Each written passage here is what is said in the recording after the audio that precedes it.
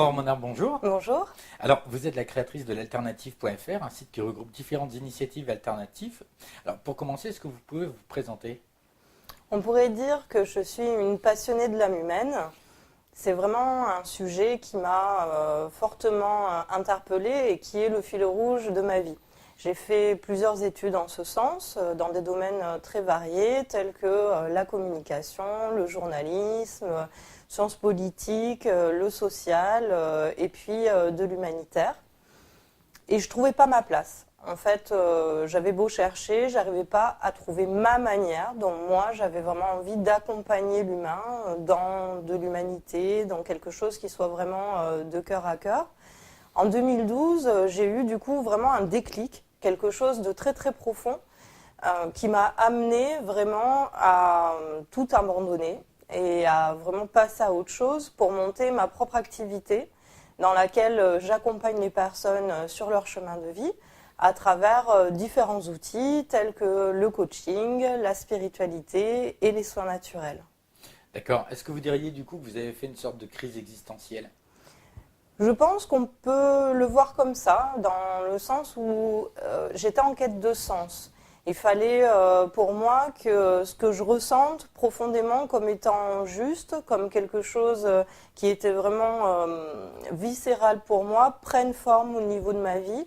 Et donc ça a amené de grands changements dans ma vie. Donc la création de cette activité, les Racines du Ciel 34, qui a maintenant 3 ans, et puis un déménagement. Ça a amené vraiment un grand changement, un bouleversement total, et je pense effectivement que ça demande un certain chemin, quelque part.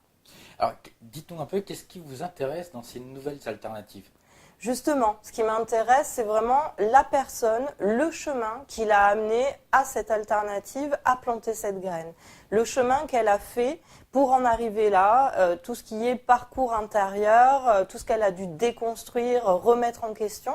Parce que c'est vrai, finalement, que ces remises en question, ces crises un peu existentielles, apparaissent souvent comme quelque chose de très inconfortable, mais c'est souvent le terreau de la graine qu'on va planter et qui finalement va exploser dans le monde, va jaillir dans le monde et impacter de nombreuses personnes. Donc c'est vraiment quelque chose qui m'intéresse, cette manière d'expérimenter qu'a la personne pour elle-même, ce changement qu'elle crée profondément dans sa vie, pour ensuite l'amener dans le monde et impacter les gens. D'accord. Alors, on peut avoir tendance à penser quand même que ces nouvelles initiatives sont un peu marginales ou portées par de doux rêveurs ou des utopistes. Qu'est-ce que vous auriez à répondre à ceux qui auraient tendance à penser cela? Alors, déjà, par rapport à ce que je viens de dire, on voit bien que les personnes, très souvent, qui portent des initiatives alternatives, sont des personnes qui ont eu un chemin personnel. Ça a impacté leur vie, ça a bousculé leur vie, c'est quelque chose qui s'est fait très profondément. Donc, c'est une crise très importante de vie, sur un changement important déjà pour l'individu. Donc, on est tout le contraire, hein, on n'est pas du tout dans le cadre de quelque chose qui aurait attrait au monde des bisounours ou quoi que ce soit.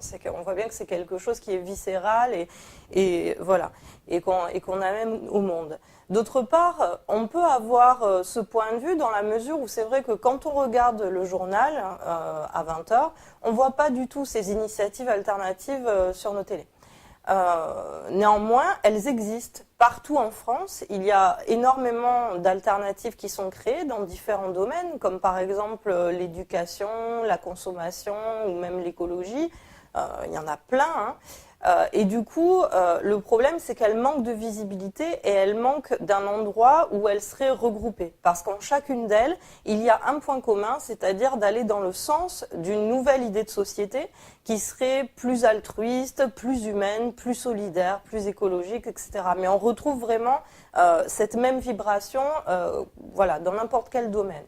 D'ailleurs, pour appuyer mon propos, je vous ai ramené Inexploré, donc ça c'est un numéro qu'Inexploré a sorti, où justement ils ont produit un dossier d'une 15aine de pages sur ces initiatives et sur justement comment ces personnes ont eu ces prises de conscience qui les ont amenées à produire ces initiatives.